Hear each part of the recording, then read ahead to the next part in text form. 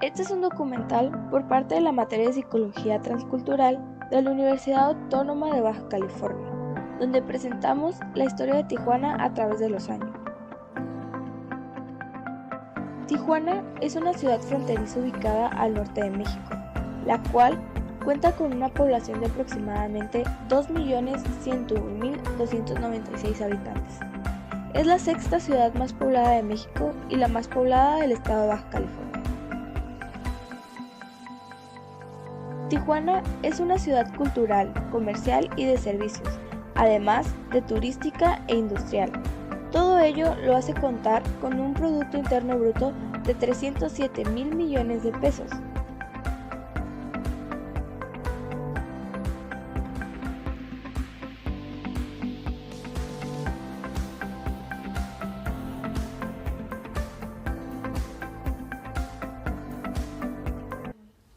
El día de hoy nos ubicamos en el antiguo centro de gobierno de la ciudad de Tijuana, ubicado en la zona centro entre la calle Segunda y Constitución. En la actualidad es conocido como el Palacio de Cultura de la ciudad y dentro de él se encuentra el Museo de Historia de Tijuana. Los inicios de la ciudad se remontan a lo que es un rancho, ¿no? Tijuana, a finales del siglo XIX, era lo que era el rancho Tijuana, que sus propietarios era Santiago Argüello o la familia Argüello. Y cuando se delimita la frontera, después del Tratado de Guadalupe Hidalgo, queda dividido este rancho, ¿no? Parte de su terreno queda del lado estadounidense y también pues parte de la familia quedó del lado estadounidense.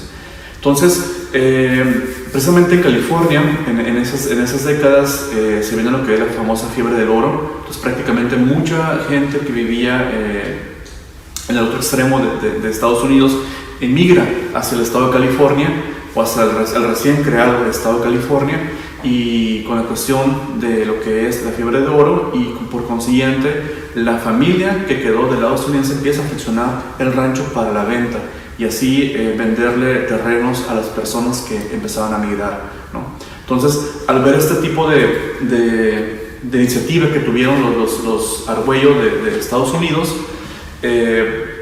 los Argüello del lado mexicano empezaron también con la idea de fraccionar su terreno, pero desafortunadamente Santiago Argüello pues fallece, no deja un testamento y por ley pues el título le pasa a su esposa, pero cuando muere su esposa es cuando los familiares, los hijos y los sobrinos empiezan a tener una disputa. Precisamente el 11 de julio de 1889 se llega a un acuerdo donde el rancho que quedó del lado mexicano se divide en la parte de los Argüellos del norte y los Argüellos del sur. Los Argüellos del norte, que comprendía prácticamente de lo que es los límites del río Tijuana a la frontera entre México y Estados Unidos, y los Argüellos del sur comprendían del río Tijuana a los manantiales de agua caliente, que pues posteriormente ahí en esos manantiales se funda lo que es el complejo turístico de Agua Caliente, y que posteriormente se crea el centro escolar Agua Caliente y después lo que es la preparatoria de Lázaro Cárdenas, ¿no? Hay que entender que también a finales del siglo XIX se crea una corriente médica también en el estado de California, en la cual decía que las aguas sulfurosas de manantial tenían propiedades curativas, ¿sí? Entonces, a raíz de esto, empiezan a cruzar hacia Tijuana un turismo médico donde venían diligencias con gente que venía únicamente a curarse de alguna enfermedad o de alguna anemia o de algún padecimiento a las aguas sulfurosas de agua caliente, ¿no? Entonces, esa fue la primera vez en la cual Tijuana empieza a tener un pequeño crecimiento urbano, sobre todo en lo que hoy conocemos como Avenida Revolución. Se ponen distintos establecimientos dedicados al turismo, por ejemplo, tiendas de curiosidades, restaurantes, hoteles, ¿no? Y pues la central de la compañía de transporte que transportaba a ese tipo de turismo, ¿no? Y bueno, y también se pone en esta misma fracción de la Avenida Revolución que hoy conocemos entre lo que es calle Segunda y calle Primera, exactamente donde está el arco, donde está el banco HSBC y el pasaje Villa Colonial. Precisamente esa fue la primera fracción donde se conjugó la mancha urbana de la ciudad de Tijuana, ¿no? La ciudad de Tijuana es más grande, primero que nada, se ha extendido por todos lados, sobre todo para este lado de la Mesa, Otay, el Florido, que no existían en aquel tiempo.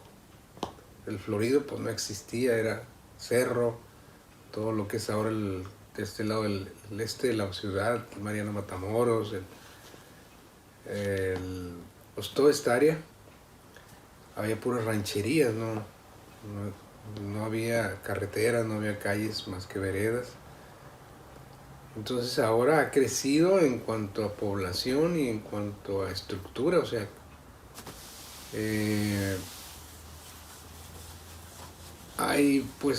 estamos más ya unificados a México, o como por decirlo así, al centro de la República, porque hay que entender también que pues por estar en frontera, distintas iniciativas o distintas leyes o distintos hechos o procesos históricos que suceden, sobre todo en el lado vecino, que es Estados Unidos, influyen mucho también en lo que viene siendo nuestra ciudad, como lo fue la ley seca, que se promulgó en 1919 y que entra en vigor en 1921. Fue uno de la ley que prohíbe la distribución, el consumo y la venta de alcohol en todo el territorio estadounidense, y por consiguiente pues, las franjas fronterizas, las ciudades fronterizas con Estados Unidos tuvieron un auge en distintas actividades para abastecer la demanda del visitante turista que cruzaba la frontera, ¿no? Y bueno, Tijuana no quedó aislado a este proceso. Inclusive de todas las ciudades fronterizas que hay entre México y Estados Unidos, Tijuana tuvo un crecimiento mayor. Entonces en la década de los 20 Tijuana empieza a crecer, inclusive se instala el primer hotel de 2 pisos en la ciudad, en Tijuana, que es el Hotel San Francisco, que actualmente todavía existe sobre la avenida sobre la calle Segunda. La tienda David Curio Store, que era una tienda de una sola planta y de madera, pues se construye en un edificio que actualmente todavía podemos observar, que hoy es el banco HSBC. Y también empiezan a crecer otros establecimientos y la calle, y de ser una fracción de la avenida Revolución, se extiende, ¿no?, hasta la calle Cuarta, Quinta, la mancha urbana de los establecimientos que atendían al turismo. Pero también en esa época se llevan distintas actividades en la infraestructura urbana de la ciudad, ¿no? Empiezan los trabajos de la construcción de la presa Abelardo L. Rodríguez, ¿sí? También comienzan la construcción de escuelas, como por ejemplo también el nuevo local de la escuela Miguel F. Martínez, que está aquí en la calle Cuarta. De ser un local de madera, durante ese periodo de la década de los 20 se construye un edificio de 3 locales con un diseño que se llevó en un plan educativo en todo el estado, ¿no? ¿Sí? Y también, se empieza la construcción de lo que es el edificio, de lo que hoy conocemos como el Foro o anteriormente Hayalay, ¿no? Inclusive también podemos ver que en ese mismo periodo se inaugura el complejo turístico más importante de la época,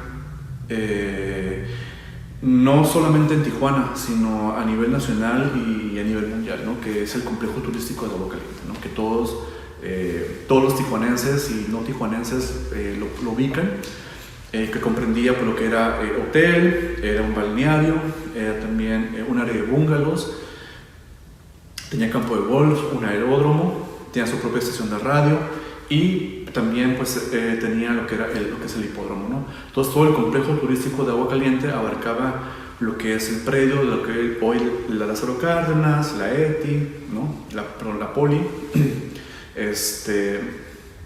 también lo que viene siendo hoy el Club Campestre y donde actualmente se encuentra el hipódromo, ¿no? Entonces era prácticamente todo lo que, por decirlo así, la zona dorada de lo que es el Boulevard Aguacaliente, ¿no? Entonces, esta ley tuvo un impacto positivo en el crecimiento de la ciudad, pero hay que entender que también cuando una ley está impactando de forma negativa en la economía del país vecino, en este caso Estados Unidos, se deroga o se cancela la ley seca y pues ¿qué pasa? La gente ya no empieza a cruzar, ¿no? Entonces en Tijuana hay una crisis económica, inclusive la obra arquitectónica del Jaya Alai se cancela porque no había recursos para seguirla construyendo, y distintos proyectos de urbanización que también en ese periodo se tenían que llevar a cabo se cancelan porque ya no había derrama económica, ¿sí?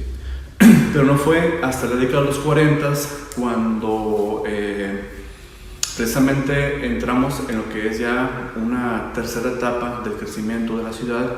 Se llevó a cabo cuando el gobierno federal emite, junto con Estados Unidos, el decreto del programa Bracero, que es este programa que contrataba a mano mexicana que se fuera a trabajar a los campos de cultivo o a las fábricas en Estados Unidos, porque los ciudadanos estadounidenses tenían que ir a lo que es la Segunda Guerra Mundial. Entonces, mucha mano mexicana se fue a trabajar hacia Estados Unidos, termina la Segunda Guerra Mundial y pues ¿qué pasa? Los estadounidenses retoman nuevamente su lugar de trabajo y hay una expulsión, hay toda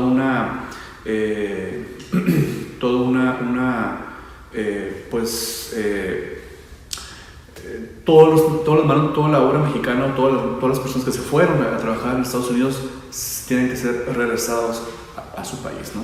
Entonces hay toda una deportación de mexicanos, muchos deciden quedarse en Tijuana, otros se regresan a su lugar de origen. Entonces en ese periodo precisamente crece otra vez la mancha urbana por la necesidad de tener una casa o tener la infraestructura necesaria para atender a los deportados que al momento de que se cancela el programa Bracero.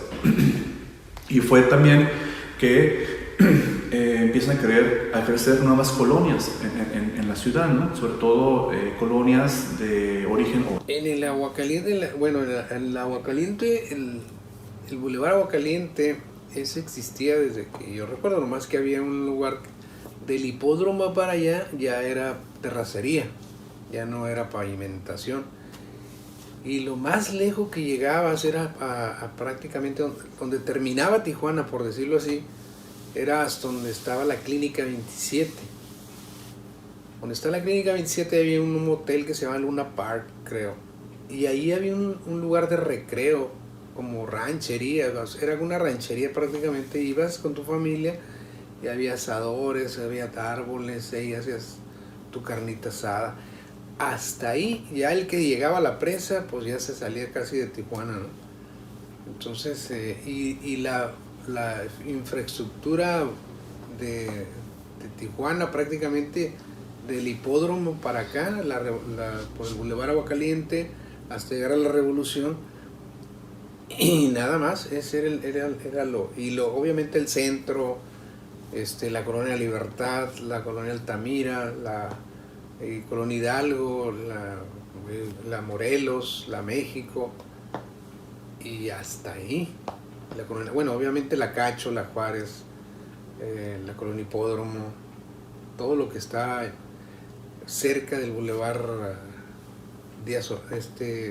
Boulevard Aguacaliente. Pero de la ciudad llegaba prácticamente hasta la Clínica 27. Y bueno, transcurren la década de los 60 y precisamente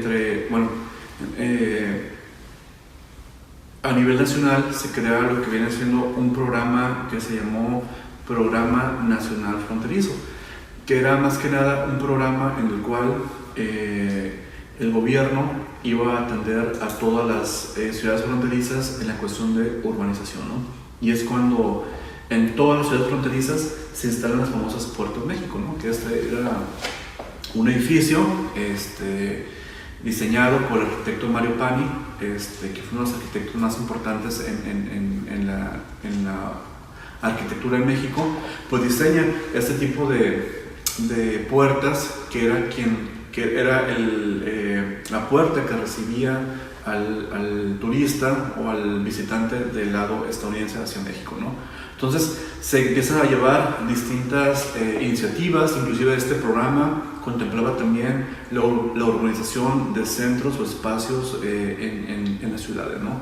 Inclusive en ese momento se estaba contemplando también lo que era la urbanización de lo que hoy conocemos como Zona Río, pero no se lleva a cabo sino hasta la década de los 70s. Cuando se contempla el proyecto de la canalización del río Tijuana. Pues ha habido muchísimos.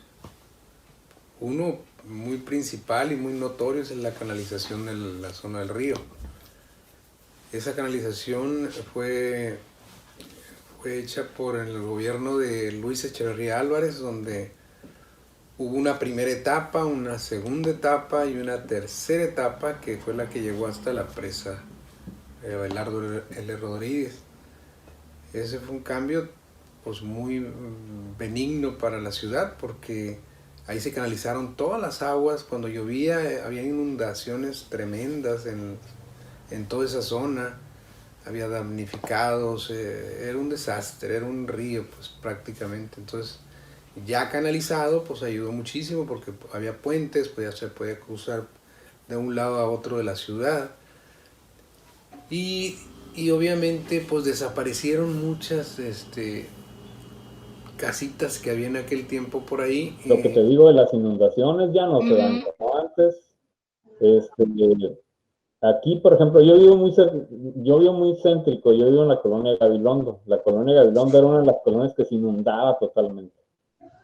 Cuando yo llegué me tocó una que sí nos inundamos todo, o sea, bajaron los ríos de acá, de lo que es Caleta y todo eso, y se nos metió el agua a las casas, ¿no? A los patios se metió el agua, y ahora no, hay un alcantarillado, hicieron alcantarillado todas las colonias bajas que le llaman, que es Zona Río, Gabilondo, Lacacho, la parte baja de la Libertad, hicieron muy buenos drenajes de agua, que ya todo el agua que baja se va directamente subterránea al canal, ¿no? Ya no nos molesta tanto, ya no nos preocupa que llueva realmente, como antes. La canalización contempla 3 etapas. La primera etapa contemplaba lo que es la línea fronteriza a lo que viene siendo al inicio de lo que es el arroyo a la mar, ¿no? Entonces básicamente esa fue la primera etapa de la canalización, y bueno, a raíz de esa canalización pues se empieza a urbanizar la zona río, y Tijuana en cierta manera se posiciona ya como un centro urbano, ¿no? Porque puede tener espacios, centros comerciales grandes, empieza a tener centros culturales. Bueno, el Centro Cultural Tijuana es hasta la década de los 80s, pero dentro de este plan de urbanización de la década de los 70s se contemplaba también un espacio cultural en lo que hoy conocemos como Zona Río, ¿no? Y bueno, en ese mismo periodo, entre los 60s y 70s, se empiezan a contemplar lo que viene siendo la urbanización o el fraccionamiento de lo que hoy conocemos como Playas de Tijuana, ¿no? Hay que entender que Playas de Tijuana en su momento se contemplaba como una ciudad satélite de Tijuana, sino que donde toda la gente que habitara en Playas de Tijuana iba a tener acceso a todos los servicios, hospitales, centros comerciales, escuelas, universidades, tiendas, centros recreativos, para que la gente que habitara Playas de Tijuana no tuviera que trasladarse a lo que viene siendo el centro de la ciudad, ¿no? Entonces esa fue la visión cuando se planeó fraccionar Playas de Tijuana. Inclusive en el Heraldo de Baja California, en la prensa de la época, se publicitaba a Playas de Tijuana como que la ciudad frente al mar, ¿no? O la ciudad con vista al mar, ¿no? Entonces, porque esa era la visión, ¿no? Pero pues hay que entender también que, bueno, a veces las políticas gubernamentales o la economía, o inclusive a veces las urbanizadoras por cuestiones políticas o económicas no pueden llevar a cabo todo este proceso. Y bueno, hoy conocemos a Playas de Tijuana, sí tiene todos los servicios, pero también pues forma parte también de esos proyectos que en sí le dieron un significado en su crecimiento urbano a la ciudad de Tijuana, ¿no? Entonces, y bueno, también podemos ver otros cambios, ¿no? en Tijuana. Por ejemplo, el antiguo Palacio Municipal se empieza a construir en la nueva zona de Tijuana, que es el que conocemos todos, el nuevo edificio del Palacio Municipal. Y ahora el edificio del antiguo Palacio Municipal, que es donde que por muchos años fue el centro de gobierno, pues se convierte en un espacio cultural, ¿no? Entonces también ha habido distintos procesos, no solamente urbanos, que han conllevado el cambio o la reconfiguración de la ciudad, ¿no? También ha habido aspectos culturales que han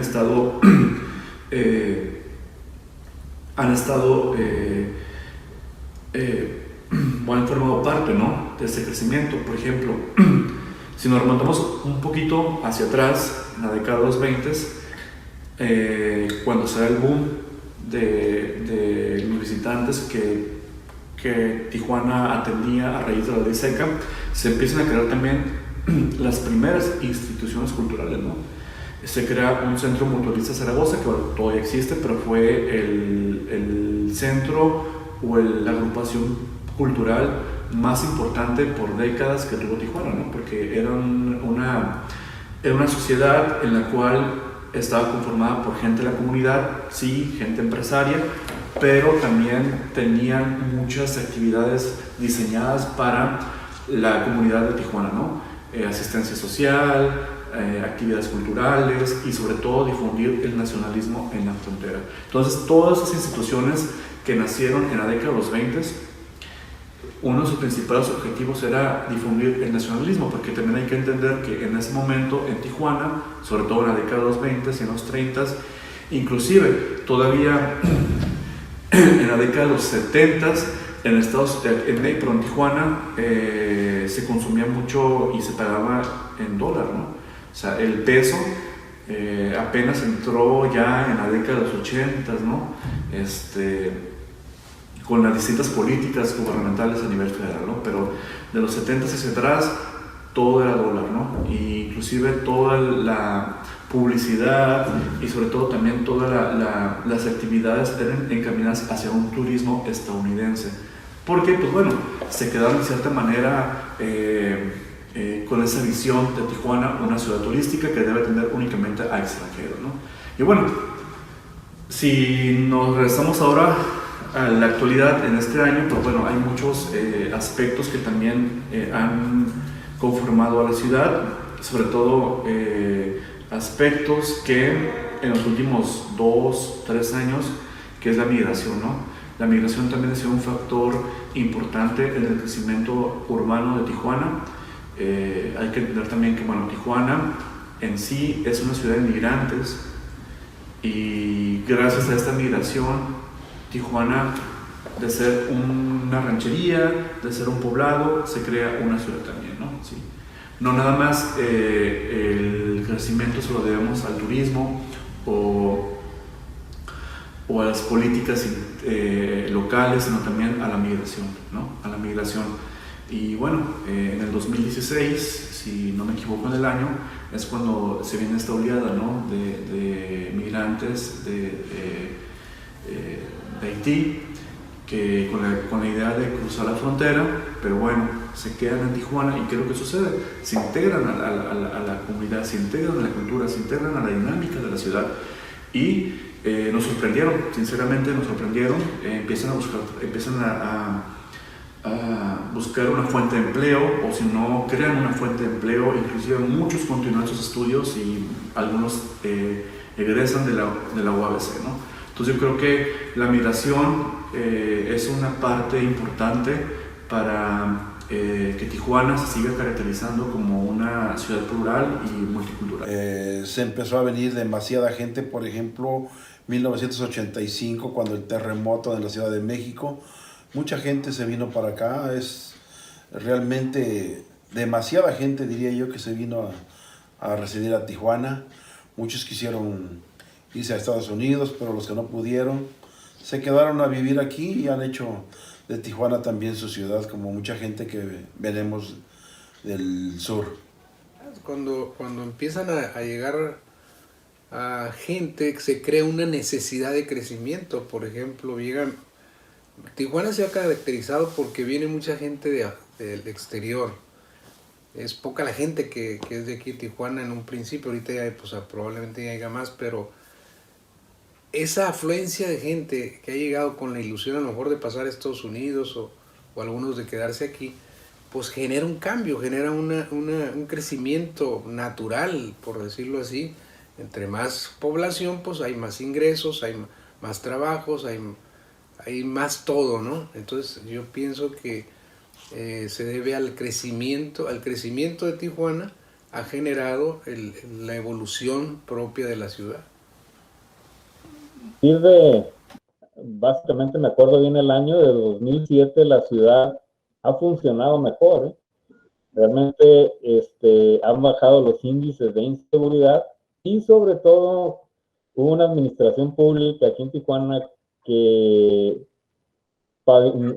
pavimentó, pero hizo de cemento todos los bulevares principales, ¿no? Las arterias principales de Tijuana por donde te mueves son de cemento y de más de 3 carriles, ¿no? Entonces la movilidad realmente es muy buena, a pesar de que hay horas pico y eso, pero realmente te mueves bien en Tijuana, ¿eh?